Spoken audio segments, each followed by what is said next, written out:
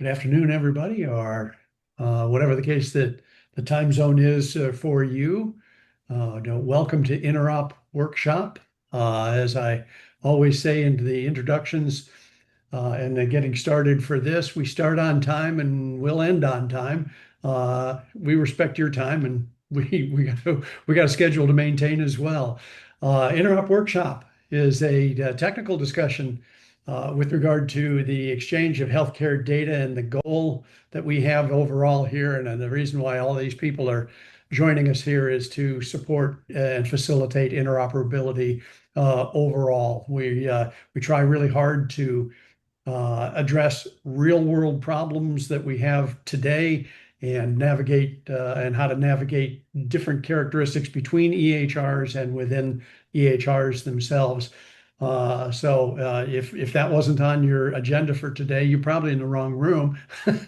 But we guarantee you here that this will be the most fun that you can possibly have for an hour and still be talking about healthcare data exchange. I guarantee we'll have some fun today.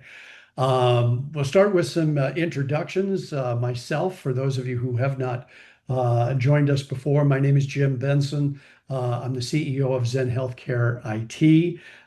We've been doing this in this business for about 11 years here now and facilitate the interoperability of things. And if you don't know me, you probably know my co-host, Marilee Benson, who is my better half in real life. And that is a true statement. She is my better half in real life. She's also the president and co-founder of Zen Healthcare IT. In addition to many other things, she is the current chair and three-term member of the Care Quality Advisory Council. She's an active member of the Trust Enhancement Work Groups. She's also an expert with regard to governance and compliance, recognized quite widely, a member of Zen's compliance work group, and has gone through the gauntlet of, I think it is three full high trust assessments at this point, and guided us through most of those with Derek Wayland, our security officer as well. She's a lot about network governance and oversight and a SME and many things, and you guys know that for those of you who have worked with her. Marilee, glad to have you here with me. Glad to be here.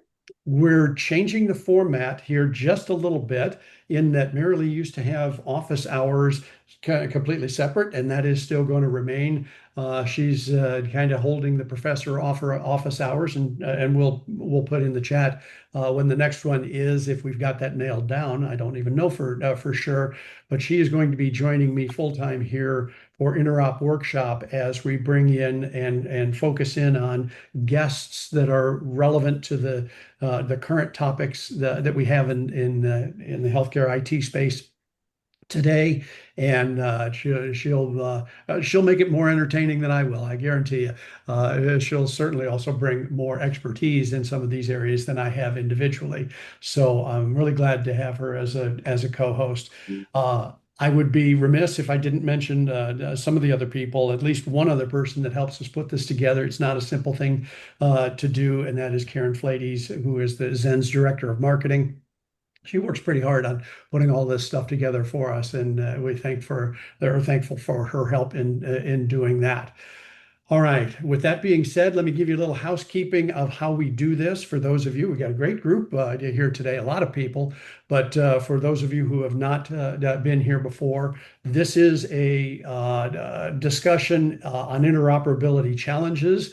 We invite clients, prospects, vendors, and yes, even competitors to join the discussion, because the rising tide lifts all boats, and we're happy to have everybody here. It is open mic. I know that most everybody right now has their cameras off and their microphones off, but this is not your standard seminar in that regard. This is an interactive thing, so we encourage you strongly. Turn your microphones on, turn your cameras on. You might meet somebody that you didn't realize by the name before that are there, and we encourage you to do that and ask questions. in return, we reserve the right to call on you as well. So we'll do things like AJ, good afternoon to you. Thank you for turning your camera on there. It is interactive and we have fun with it. So don't be bashful here at all. Lastly, I do want to say in this regard, as some of you have already done, please introduce yourself in the chat window. If you don't have the chat window open, please do so. You'll meet some folks over there that you probably didn't know before, and you never know when there's a good business relationship that comes from it as well. So please introduce yourself. Tell us the company that you've got. If you want to put your website out there or any other information, go for it. It's great. We like to have everybody doing that, and you never know when you're going to meet somebody that's worthwhile.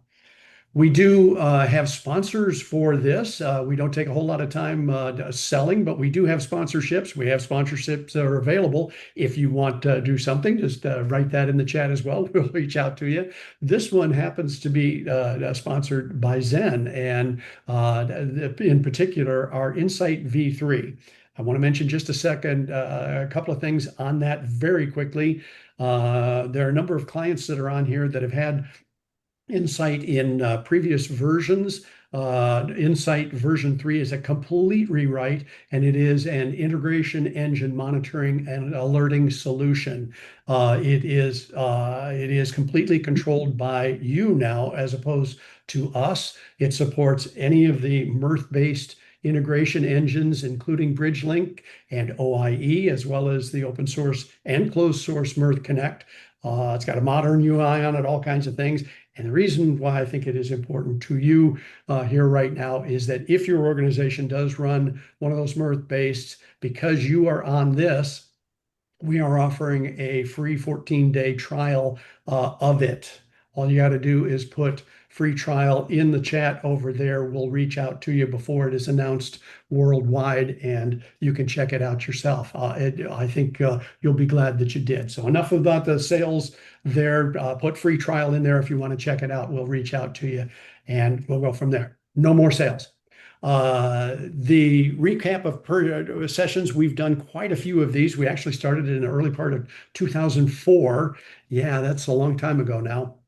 We've done quite a few of them, and they are recorded. They are available. And if you are interested in those, Karen will actually put the link there in the chat as well that you can see and go through them. There are some real good ones that were out there. We've had a lot of good guests on this, so check out those. There may be some real pearls of wisdom that you can lever for that. We do want to, last thing I'm going to shut up, is we do want other topics. We do want other guests for this because we want to be responsive to the things that you want to hear about. So please don't hesitate to reach out and say, hey, why don't you have so-and-so on here? And it would be a good idea if you did this. So again, don't be bashful on that.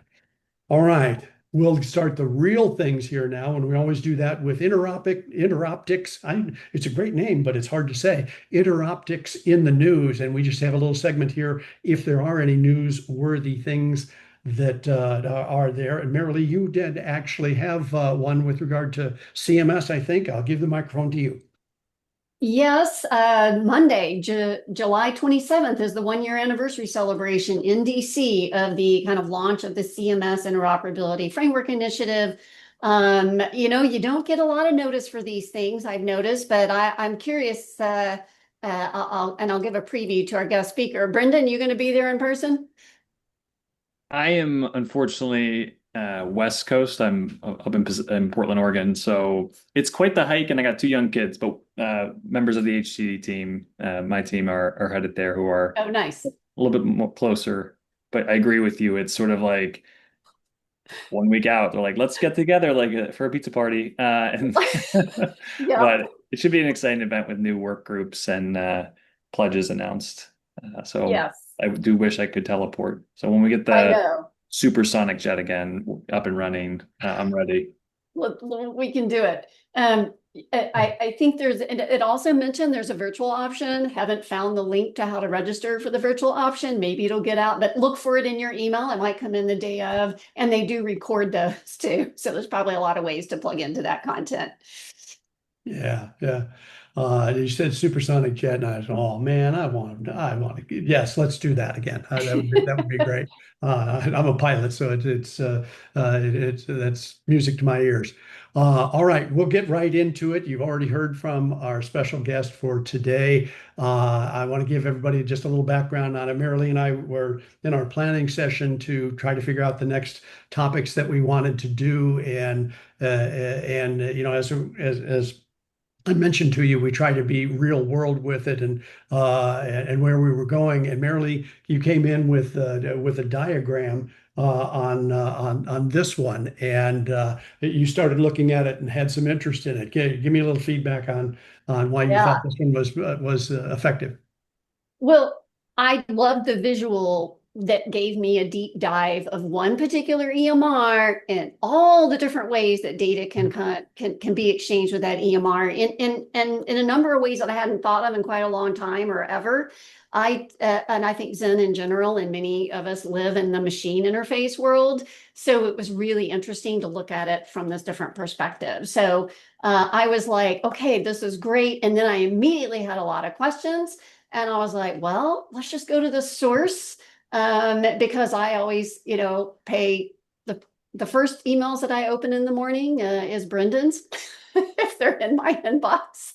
So I was like, Brendan, will you do it? Yeah. And he was foolish enough to say yes. Here I am. Yeah.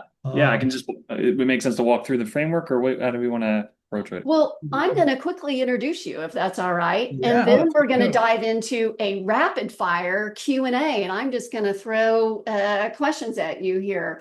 And So we know first, he doesn't really need one because no, he everybody, doesn't, but just but real quick, go for for it. anyone that doesn't know him, he's No. the Interoperability Practice Lead at HTD Health, working in the areas of health information exchange, ER integration, EHR migrations, has worked with many other innovative digital health companies, working on the product side, has advised a lot of virtual care and digital health startups. And two really important things. Number one, he's on the Care Quality Steering Committee, and part of that care quality work, we have the opportunity to work together quite a bit. And I think most of you, unless you don't pay much attention to interoperability, know him as the healthcare API guy. No, Um, health API guy. Health API guy, sorry. Yeah. And then the other thing that is very notable is the number of information that gets provided about all the things happening where maybe people get sideways with each other. This whole area of trust in national exchange. So a lot of interesting things happening with legal wrangling. So some of you may think of Brendan as an amateur lawyer, but he's not a lawyer, and he's definitely not an amateur at anything. So he must have stayed at a Holiday Inn, for those of you who are old enough to know that joke. So Brendan, over to you to just maybe say anything else you'd like to about Health API Guy or HTD and the work that you guys do. Yeah. Yeah, sure. Thanks for that intro. Yeah, so entire career as was just graciously introduced as healthcare interoperability. I've been lucky enough to see what I see as the three trust paradigms, right? EHR integration, intraoperability, which is really what we're focused in with this framework and diagrams. Interoperability, it's all the nationwide networks, which most common is Care Quality, Commonwealth, TEFCA, but certainly there are other national infrastructure networks like clearinghouses, SureScripts, et cetera, that working at Zeus and at Redox was lucky enough to get involved with and still remain involved with through Care Quality. And then patient access, right, which is existed for a long time and iterated up to now the fifth generation that we see through TEFCA individual access services and the CMS line networks work. And so those are all different flavors on interoperability. And I got to work at FlexBed doing patient access. I got to work at Redox and Epic doing EHR integration. And I got to do interoperability with Marilee and everyone else in Care Quality through the various companies. And so HTD works with as a consultancy and development agency. I guess I get to do a little sales right here, James. But so Go for it. Yeah. we work with digital health companies, clearinghouses, payers, private equity firms, law firms, you name it, to think about data exchange. And sometimes that's very strategic. Sometimes that's more tactical. thinking about these sorts of things, as well as building things when that's necessary with 150 engineers in Poland, Argentina, and the US. So international in scope. Wow. Very cool.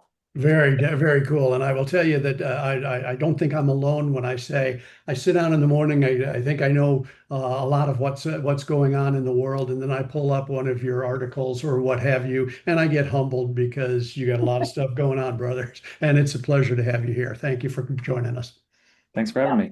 You bet. Well, You bet. well, Brendan, we wanted to, while Jim pulls up the Epic view, just kind of zoom in on that. We Mhm. wanted to take a peek behind the curtain and ask you what caused you to go, I need to create this graphic for Epic and Athena. Yeah. Yeah, I mean, it's a frameworks just typically come for me from thinking about how I organize the world, right? And so this particular one I was like, okay, if I think about EHRs, what would they need to expose to third parties, such that third parties, regardless of workflow, would always be happy? Because third-party applications in the ecosystem, right, within the walls for intraoperability or integration, the challenge of integration is like your HTC coding app has a very different workflow and data needs that it needs back and forth than your lab information system or your analytics app. And so the capabilities in a generic sense, agnostic to data format, well, it's like, what do you need? You need machine interfaces. You need transactional data passed back and forth, roughly in real time, roughly when it happens, right there. You need bulk data access, but either import or export. And so that's the bottom rows, right? The operational database, in Epic terms, the operational database is cache, Clarity is the data reporting database, and then Caboodle is a data warehouse. Whatever, it doesn't matter. Like those just come with different latency and trade-offs. But like if I'm doing analytics or population health or workflow, clinical trials or something, I want population level data and like jamming that over machine interfaces or other patterns. Well, you can do it. You can do anything, but is it the best possible way? How would I, with my hypothetical EHR geared towards developers, meet that need? And so you see different patterns. Some are standards based and some are not. And then one that's like underrated because when we all started doing integration, it wasn't really like it was kind of kludgy and non-standards based. Like you'd use SAML for user interface integration or iframes and things like that. And then luckily, we had SMART required as a standard as user interface integration, not necessarily data integration, but embedding apps. But SMART is actually pretty, it's not that great. It's very simple and it just gets the party started. You see other technologies, standards-based, that layer in there that aren't regulatorily required, that accomplish deeper and deeper context synchronization and user interface synchronization to make third-party applications look seamless in addition to feel seamless in terms of data on the back end. And then last piece, everything has to have an AI element in this day and age. And so agentic interface is kind of a variant of machine interfaces, but the jury's still out what this will be. But like MCP is out there, model context protocol, agent to agent, who knows? Like there's going to be patterns to allow agents and AI to interact with these pieces of software. And so I expect to see movement. I expect to see that NA turn into other things as we map this across EHRs. Right. And Brendan, one of the questions I had, and I think will help the folks who maybe haven't seen this before, is you group these into color-coded categories: Open Epic, Epic on FHIR, vendor services, and then Unclear. Could you just walk through kind of what was your decision making in terms of each one of those categories? Yeah, for here, it nicely aligns in some ways, but these are different programs, developer program levels, or that Epic has. And so Open Epic, you can go open.epic.com, and it's got all the documentation of their standards-based exchanges. They're outside of FHIR. So they're legacy standards Well, that their first developer program was just that site with all the specs, HL7 specs and X12 specs and NCPDP specs, um, and EHI export spec. Like those are all non-FHIR formats that Epic just put out and said, here's everything we got for input and output. And you can, as a third party, just go and look at it. And that's actually pretty rare across EHRs. Like not all EHRs Right. just have a list of the HL7 or other interfaces that they have available. It's pretty rare, but you see more and more of it, which is great. Um, the next level is Epic on FHIR, and this is more of a developer program because you can actually sign up, you can actually make an account, you can actually get ID, client IDs and secrets and stuff, like all the things you'd expect from a developer portal. Right. It's free. It's still standards based. It's all FHIR, but is that sort of that next level? So the green and the yellow are sort of the standards based um, formats that Epic makes available in the program. It just nicely aligns with their programs that they have. Vendor services is their value add developer program, and that contains a lot of the non-standard formats, right? The things that fit outside uh, FHIR or HL7, the things that they developed that maybe is a standard, but they just didn't know about it and choose to use it. Um, as well as like services that get wrapped in there in terms of like direct support from Epic outside of a client engagement. Uh, and so there's cool stuff in there, right? You have these proprietary APIs. Some are public once you get into the program. Some are private. You have to request them. You have import specs to import different data, like build into Epic. And then you have bulk data access, right? You have Kit to access to run SQL against Caboodle, and you have Clarity to run. You can sort of run SQL against their more raw, non-normalized data structure. And I did notice that really is intentional. Kit and caboodle. Really? Epic loves quirky. I have a whole post on Health API Guy about like the origins of Epic, and it goes through every module, and they're all like Radiant and Cupid and Lumens, and like they're all kind of quirky, fun names, which is part of their culture. But Right. sometimes you have to sort of squint to figure out what they are. Hey, we're not gonna throw stones in that department. Nope. Gravity, Stargate, Yeah. Gemini, No. yeah. Yep. Um, uh, I have a couple of questions, and then I think as we talk about these things, kind of weaving in this whole concept of what's freely available and what has a paywall on it is an interesting topic. I know when people are trying to make decisions about what's the best path to integrate from my use case with this particular EMR, the potential cost of doing that always, is I think top of mind. So if we start with machine interfaces here and just look at the categories, we got legacy interfaces, which I assume is probably things like HL7v2, X12, just kind of other maybe legacy data standards.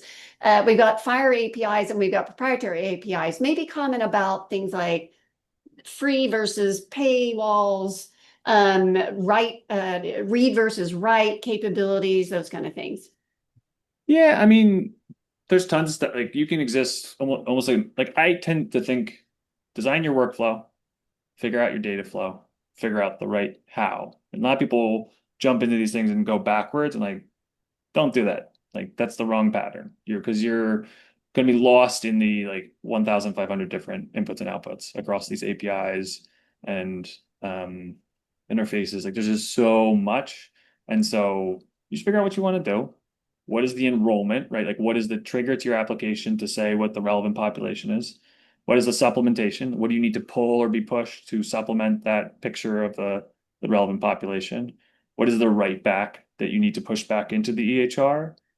And then what sort of user synchronization do you need? Like those are the component parts.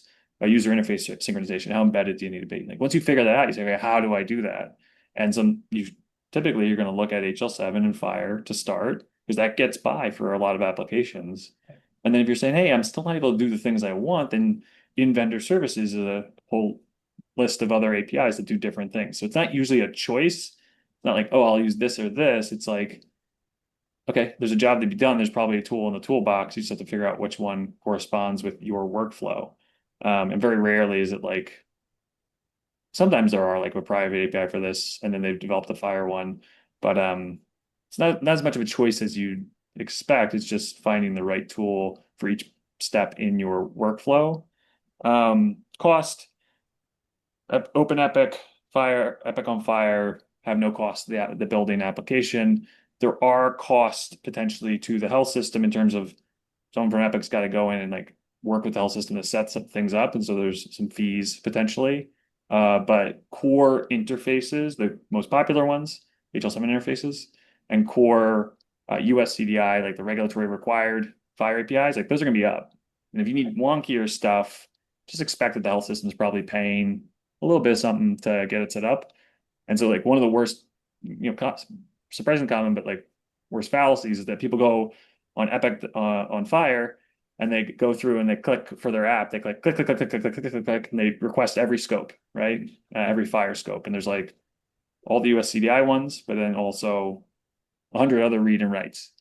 And when you deploy your app, that health system has like gets a bill for like the cost of setting up all those extra FHIR interface APIs, and that can be sticker shock. And you don't need it; you shouldn't be listing it. That's actually a good security protocol on most API-based applications. So that's pretty funny.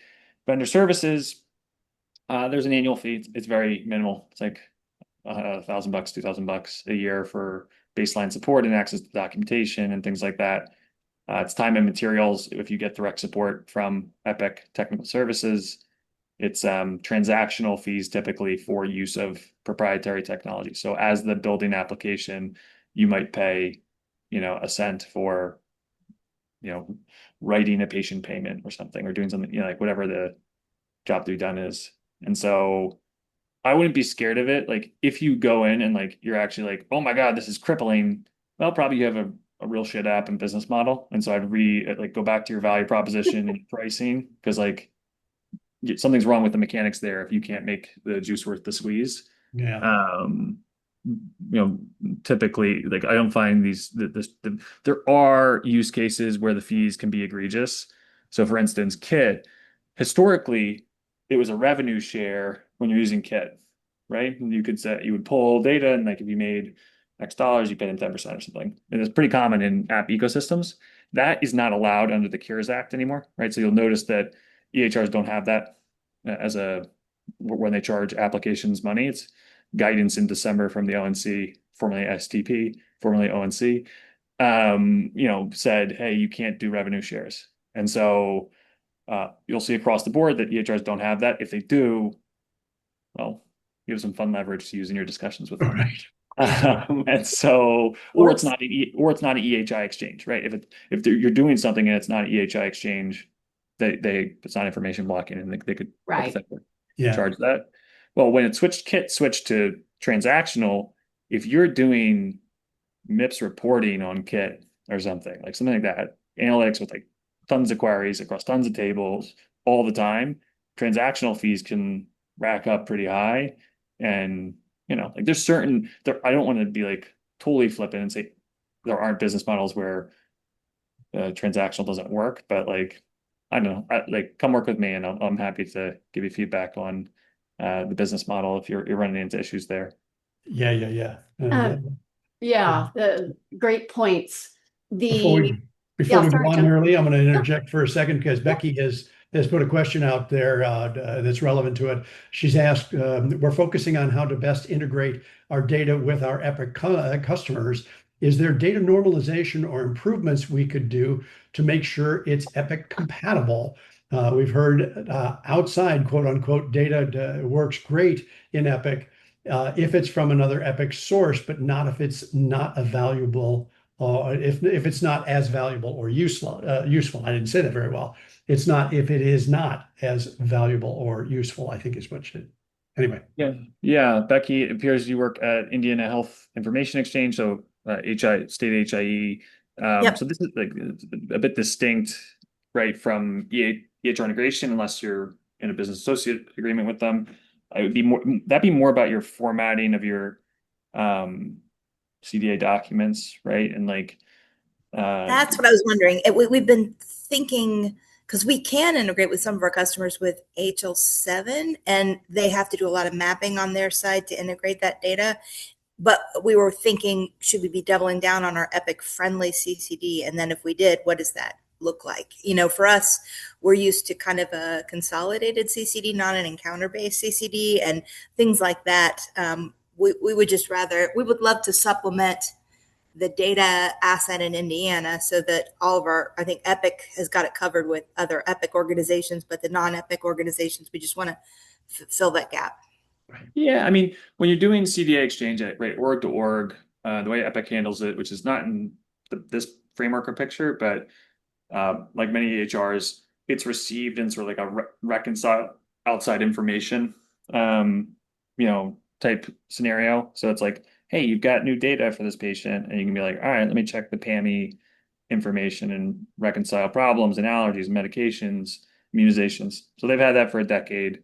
They also have what's called Happy Together, and Happy Together is in line with other data types that are, for PAMI, it's like that's patient level. For encounter level stuff like labs or results, like that occurred somewhere at a point in time. They're not this shared list that gets altered across orgs. It's like the lab happened somewhere and you should show it. Happy Together weaves that into Epic sites. And so good encoding there in terms of code systems and things like that means that it shows up nicer in line alongside internal information. And so it goes most EHR is this goes and is true that like make sure you're doing the right like ARCS norm and NDC and SNOMED. And if you're just doing free texty type stuff, that's great. There's a way to see it, but it's not. The more discrete and like national code systems, the more it gets like all of the data elements get pulled in and woven into the picture. Got it. Is Happy Together CCD based then? It's just like a mapping exercise for each Epic site, and so they do some work to enable it so that in different parts of Epic, you see things in line, like the outside results alongside the inside results, the outside notes alongside the inside notes. So Loink, SNOMED, NDC, you can work with any Epic site and be like, hey, we want to make sure that like things really get pulled in to your Epic instance via Happy Together. What do we need to do? And they can tell you a list of like, here are the code systems in which sections to make sure you have a really pristine CDA. That helps. I was missing the mark. I was focused on Epic friendly CCD for Care Everywhere, and now I'm focused on Epic friendly CCD for Happy Together. And I think maybe those are different requirements or a different goal post. So thank you. For sure. Excellent. Yes, great question. So, Scott has a question. Let's go to Scott. Scott's question. And Scott, I'm just going to open your microphone and ask the question. Go for it. Great. First of all, great to see you, Brendan, and great to see you all in this forum. So my question, kind of zooming out with Brendan's just view of the whole industry and interoperability at large. I think it's a common perception that EHR user interfaces and usability for a long time have scored lower than they could score compared to other modern software platforms. What we're used to with our smartphones and whatnot. Understand it's a very highly regulated industry, but it seems like there's an opportunity now with AI, especially to catch the industry up, perhaps. To really improve the number of user interfaces, to improve them rapidly. And I was just curious on Brenda's opinion on what would need to be true, because it seems to be a sticky problem to enable, for that to happen or to enable that. Great question. I love it when people ask this one because I get to piss people off. The buyer, the principal agent problem is important here. The buyer for large enterprises in healthcare, in any industry, is not the person using the software. When you are a consumer, the buyer, the agent, and the principal are the same person. And so the prioritization of user interface design and things like that is more highly ranked than in enterprises. And so for systems of record like EHRs in healthcare, in automotive dealer management dealers, right? Like in banks, all of the systems of record are 30 years old, the dominant ones, but old. They have interfaces that would make you cry, and it's because the user interface, that the buyer at the end of the day, when it's a health system, says, how do I make sure I'm financially solvent? And the user interface is not the criteria that makes or breaks choices there. And so from a why do we see this pattern across not just Epic and EHRs, but like, don't compare it to consumer, don't compare it to horizontal software, compare it only to vertical specific systems of record, and you'll see the same pattern. And if you don't believe me, I got another article for you that shows it. So, this is, let me just send it in the chat, but you can go through and see, and there will be bundling examples from all sorts of different real estate and banking and all these other ones. So that's why the problem exists, is that businesses' success is not predicated on beauty, it's predicated on making money. And so they don't, like, at the end of the day, they don't really, most buyers, most CIOs, CMIOs, CEOs, unfortunately don't choose based on that as a top level prerogative. The thing that is nice is that the more we get user interface integration and data integration actually to meet the full needs of ancillary applications, well then, yeah, we can slide in more, like maybe the buying prerogative can change. But ultimately, consolidation of healthcare systems in America to these mega IDNs, to these mega systems, these big things, means the problem is exacerbated. The principal agent problem only goes up when you have the integrated delivery networks that span multiple states. And even worse, when you have Epic Community Connect or Cerner Community Works, where entire organizations suddenly are divorced from making any change by a hub system. Don't you see, however, that that with the influence of AI and the importance of efficiency of staff, which is certainly going on in the marketplace today, is going to influence that going forward? Yeah, you get all the inputs, outputs to make it fit seamlessly, but then you can have scribes and things that, right, like that are entirely intended to remove the need to click, Right.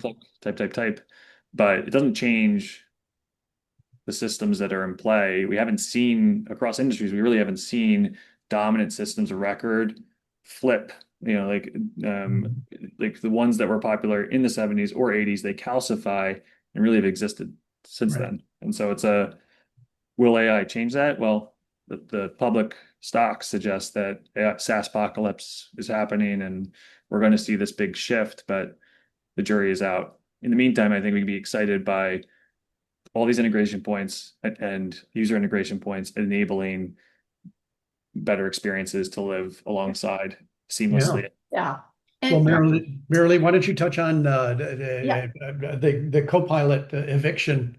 We're kind of touching now on the user interface piece of the puzzle here. And one question I had, because I wasn't super familiar with it, was Firecast.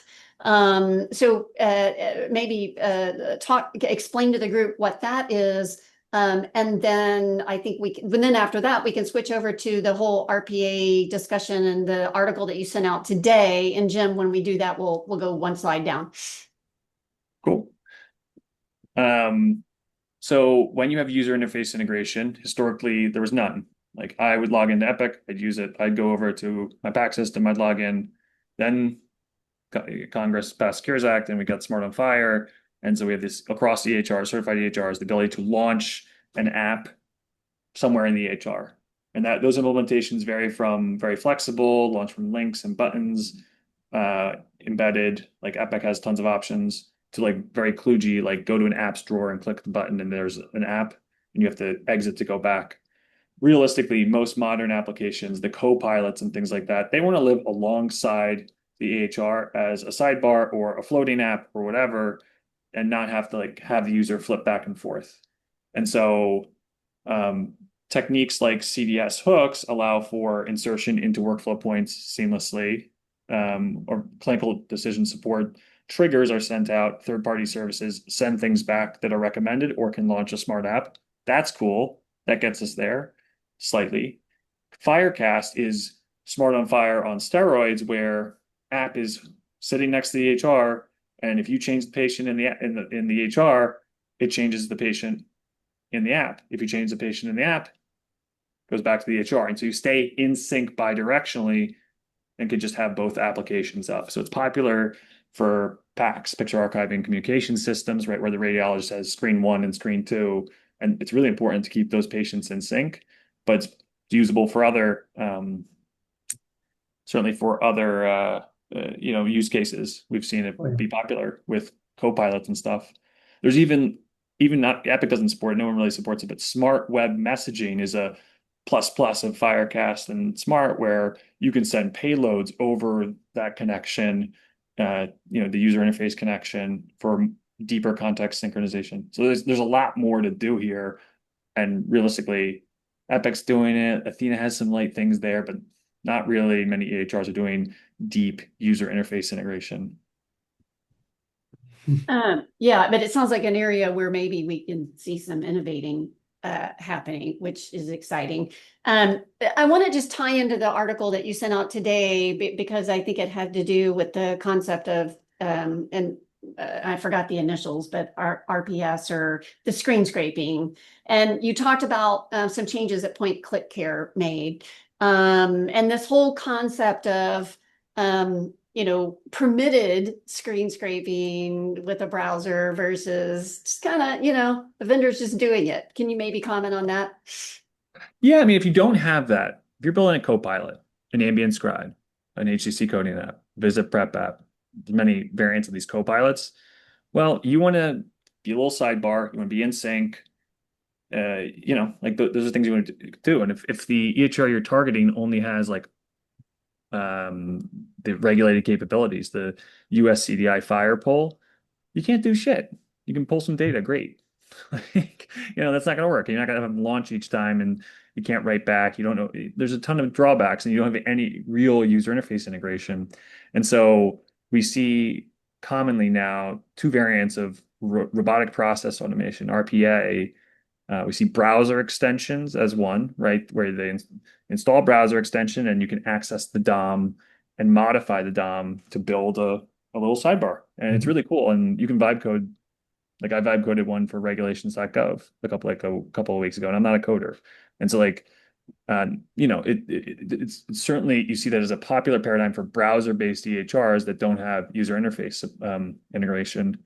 The other one is sort of headless browsers is popular now, where you give credentials to a program, your login credentials, and they use a headless browser to log into eClinicalWorks or Athena or Point Click Care, and then access different user interface elements and pull data. And historically those were technically challenging, both those paradigms, but AI makes them more flexible. They can not be as rigid. They don't break as much. So there's like 100 different Y Combinator, companies that are trying to offer APIs for non-API systems of record in healthcare and beyond. And then, you see the browser extension very popular for Copilots operating where there's SaaS-based, browser-based EHRs like ECW, really the non-Epic, non-Oracle, non-Meditech EHRs. Well, speaking of the non-Epic, let's drop into Athena before we run out of time here, because I definitely I love that compare and contrast with you dropping these really close together when you first published these. So maybe do just a round of compare and contrast. And I do know there's some questions in the chat. I want to quickly be able to kind of have Brendan share with us about Athena, and then we'll try to catch those before we close. Sure. Yeah, Athena is the other really robust EHR when it comes to inputs and outputs. They invested a ton into machine interfaces, not in legacy interfaces or FHIR, although they have some good stuff there now. But it was those Athena 1 APIs that came from the Jonathan Bush era with more disruption, please, that they've tons of them and were the gold standard there for years. And you can hate on proprietary APIs, but at the end of the day, if you're trying to build something alongside an EHR, a path to do something is better than no path, especially when it's easy to use and it's well documented, and you get, it doesn't come with high costs. And so I love standards as much, if not more than 99.9999% of people, but I also love APIs more so than no APIs. And so props to them for that. They also have now FHIR APIs, including FHIR subscriptions, which nobody else has, right? For this enrollment, rather than pulling extra data via FHIR in a RESTful way, subscribing to listen for events to happen in FHIR native format, and then be able to know when there's a relevant population. So enrollment is this missing gap, and FHIR subscriptions solves it, and they're really the only ones in EHR town that are doing it. They have a handful of legacy HL7 interfaces they use for labs and other stuff. But I think it's cool to also see their support for CDS hooks and embedded app messaging. They're doing more advanced user interface integration, embedded app messaging being sort of like smart web messaging, but in their own proprietary format. And then they have a number of like export capabilities via CSV reports, their EHI export, and then bulk FHIR. They have a thing called data view, which is a way for them to expose data from the reporting database. So cool stuff, and a lot that developers can do. Despite all this, you see RPA still there. Right. People still choose RPA. People still choose RPA to build the sidebar, to have more control, to have a browser extension implementation where you can go, hey, just download my extension and you're live, right? The implementation speed can be quite quick with those. And so, right, even in a robust ecosystem with many paved paths, still people like to ride roughshod. And I know you called out their bulk FHIR actually works, which of course then begged the question, well, whose doesn't work? Yeah. Yeah, I run the bulk FHIR applications community so anyone who's out there bulking, if you're a bulker, you can join it. If you're an application, a client that is using connecting to EHRs and pulling via the bulk FHIR, or if you intend to, or if you've tried and you switch to transactional, every other EHR doesn't really work, right? Or is a battle to get through in terms of activation of the app, selection of the group, the population that's included in the bulk FHIR export, timing out, timeliness, right? Like we've seen month-long exports for thousands of patients, which by the time that happens, it's probably out of date, and then missing data. And so have had a ton of between that community collaboration. I've got a lot of learnings that we've shared with the ONC, with the FHIR Dev Days community, continue to try and advocate for it to be better, because it's a nice way to accomplish that bulk population export for the US CDI data set. It just needs to work. So I want to repeat that you said something really important there. If that is interesting to you, to all of the folks that we've got here, you said anybody can join that, participate. Yep. Good luck. So feel free to reach out. Happy to add you if you are creating an application and hoping to share in the learnings or share your learnings. Good. And I'll bet most people just learned something right there. Sorry, Marilee, go ahead. Yeah, I thought I'd throw in the question we got here from someone who says they can't unmute themselves. And if I see your name incorrectly, I apologize. I'm going to say Raja. Is asking about where the terminology services fits in to the interface architecture. Most health systems still rely on proprietary local codes. Internally, yet interoperability depends on mapping these codes to all the terminology standards like SNOMED, RxNorm, LOINC, et cetera. And so when that's not done well, it certainly makes it very difficult when we're sharing data externally. Any thoughts on the terminology services piece, Brendan? Yeah, I mean, why does a business do things? It's typically to make more money. And so it can be directly that we tie to billing or Medicare or Medicaid or as a CHIP or ACA or employer. And certainly we see that through, like data quality initiatives and like HEDIS measures and stuff. Like you need coded data and well-coded data to do it. So naturally that's going to occur more through these regulatory initiatives, like the prior auth, right? Da Vinci is going to require well-coded data, or like this CQL and things you run won't work. There's second order billing, right? Like where you say, or like money making, right? Like where improved experience or other things can drive attracting more patients or making patients happier or better outcomes. And so, right, forcing swaths of industry to do anything is an exercise in helping them, appealing to what makes them run their business better, because they have tons of priorities, and just, many of them have done Snowman encoding, ARCs, norm encoding, and LOINC encoding, but I don't know, you got a lot of priorities out there. And so if you're a rural hospital, you may need to be like, all right, I could do that, or I could go and set up the ambient scribe or do the next thing. So many levers to pull. It's about making it ubiquitous across the US usually requires regulatory intervention or concerted, concentrated, and coordinated intervention by payers. And I just got to say, I love your short answer in the chat. Get it tied to billing, and it'll happen. Right. It's so true. The carrot and the stick. Yes. Yep. Yes. And I'll just comment, and then I want to move to our fun. We're going to do a little game together. But the USCDI, I would say two things. Number one, seems to be so slow on the USCDI, versions, if you will, in terms of adoption and getting people to get to the more mature versions of USCDI. And also, to your point about FHIR subscriptions, if FHIR it just stays in the, you just come ask me for data world, well, we're going to be living with legacy interfaces forever. So I just curious if you think that we might see the gaps in FHIR start to be addressed.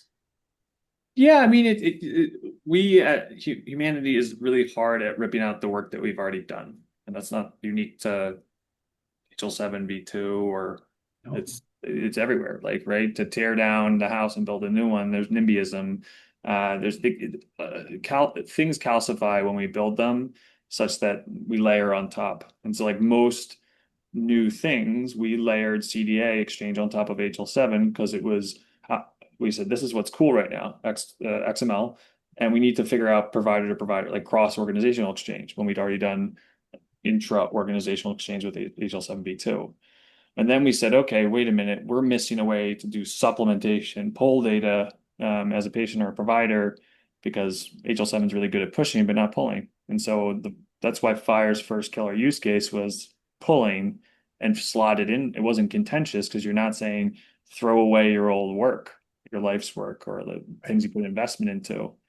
FHIR subscriptions for enrollment and for pushing, well, that is rebuilding. That is saying, hey, throw out this old thing and rebuild something. And that inevitably invites people to have a fight about priorities, to say, well, we already have something that works, right? And then, well, how well does it work? It's easier to go to greenfield places where there's no solution than it is to go and fight the battle of, let's switch from X12 to FHIR for claims, or let's switch to FHIR subscriptions from HL7v2, and so it's going to take coordinate willpower. It will take someone with a group of people in our regulatory bodies with conviction. But I think it is coming. I think HTI 6 this fall, I believe, will have FHIR subscriptions. And now, will it be something like Argonaut has proposed in terms of FHIR subscriptions to sort of like make supplementation better? Or will it be the events needed for enrollment to live FHIR only? The jury is still out, and we shall see. To that point, get your comments when it comes out and say, no, I don't want to use HL7v2. I want to use FHIR subscriptions. And then our good regulators will listen. Comments work. They're required to read all comments. So you can always I also highly recommend putting fun things into the comments, because it makes it more fun for our regulators when they see a quip or a joke or a meme. Have sympathy on the regulators reading the comments and entertainment. Yeah, I love it. Well, speaking of entertainment, we thought we would end this segment by because Brendan loves to do predictions, if you guys may have noticed. And then even the best fun part is he'll come back and tell you later, whether his prediction was right on or not. So this is one, actually, Brendan, I think I may have even heard you comment on in one of your podcasts, but So we're playing the prediction game. Everyone can play. So the question is, when does CMS issue the first information blocking penalty to a real entity, a healthcare tech vendor? I guess it could be someone not a health tech vendor, but when do they start doing enforcement? And so the question is, the potential answers are, does it happen this year or does it not happen this year? So Brendan, we want to hear your prediction. Everybody feel free to put your predictions in the chat. Yeah, probably type a 1 or a 2 in the One or chat. two. We want to see them come Thank back. you. What do Yeah. you think? Yeah. Good. I'm seeing some chat action Yeah. happen. And while Okay. people are putting those answers in, Brendan, what do you say? There's a lot of 2s so far. So Go the for it. CMS, I'm going to be super pedantic in order to be correct. CMS is responsible for the provider actors, right, in particular. The ONC and OIG are responsible for the certified health IT developers. So I think for the direct question here, I don't think they're gonna maybe after the provider groups first. Like that's kind of redundant on most of the complaints against providers are from patients and sort of like backing their HIPAA rights. So maybe they do that just as like an easy win and or something, but I don't know. Like what I think is more impactful is, do we see ONC OIG collaborating with the DOJ and other entities to go after certified health IT developers?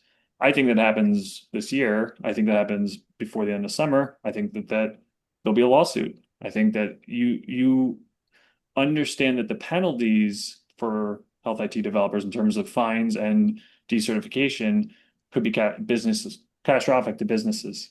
And so I think it will be challenged in the court of law by the EHRs if it's just issued, or it may just take the form of a lawsuit. Like we don't actually know how it will play out, but I would expect, further information blocking the antitrust lawsuits this summer, or at least by the end of the year. Wow.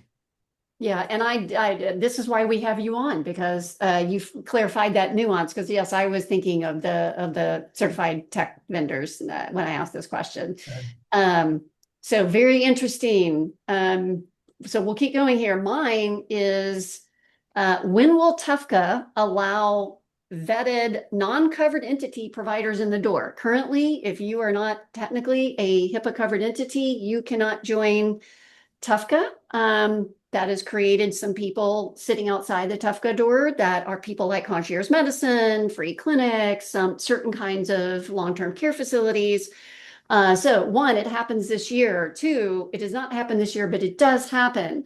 Or 3, when hell freezes over, it just never happens. We can't get consensus and decision-making to happen. So what do you guys think? 1, a 2, or a 3? Well, I'm seeing some 3s in there. Yeah, a lot of 3s. Hell might freeze over, according to the group. Well, I will say that I personally am a glass half full person.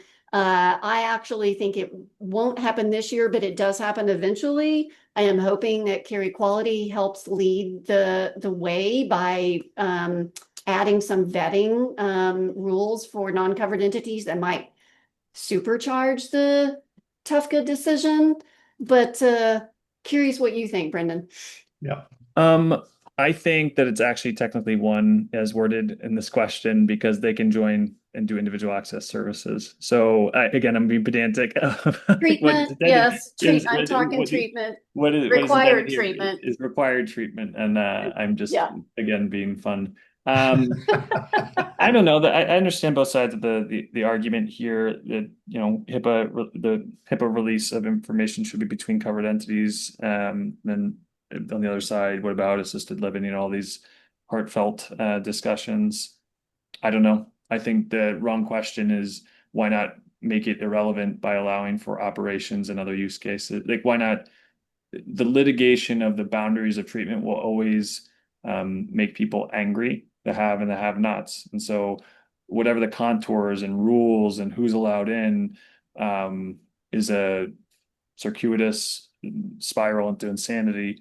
And so I think, and have advocated since the particle dispute of 2024, that to meet the market demand, ubiquitous operations, ubiquitous and easy flows for clinical trials, for law firms, for other entity types need data, needs to be met by the market at a similar or reasonable price point, or we're gonna be just stuck here debating secondary use and treatment. So, my solution is less about litigating that line in the sand, because it will just continue to piss people off. Yeah.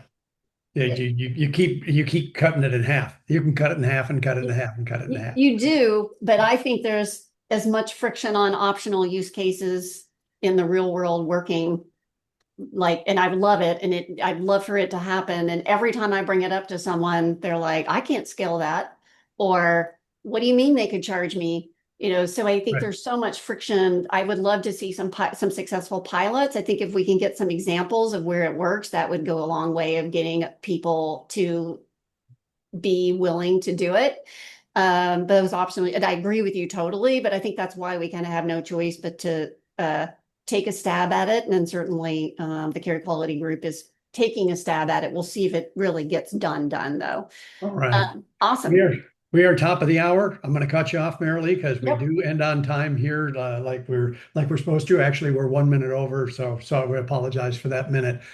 In closing, Brendan, thank you very much for being willing to join us here. You can see the crowd has hung in there very well. We're very grateful for you doing it. There's so many things that we wanted to ask you that we would I'd love to have you back sometime, because we could do another hour without any problem at all. But we're really grateful for your insights, and I know I can speak for everybody when we say we're really glad that you put out the material that you do. It is a must read for most everybody. And I know everybody on here follows you. I think I did put your API guy information in the chat earlier. Hopefully everybody who is not part of it has already subscribed. Thank you, buddy. We really appreciate you joining us. Thanks for having me on, and thanks for letting me spitball with you all. Take it easy. Thank you so Thank you. much. Thanks Thanks, all. everyone. Take care. We'll see you next time. Bye.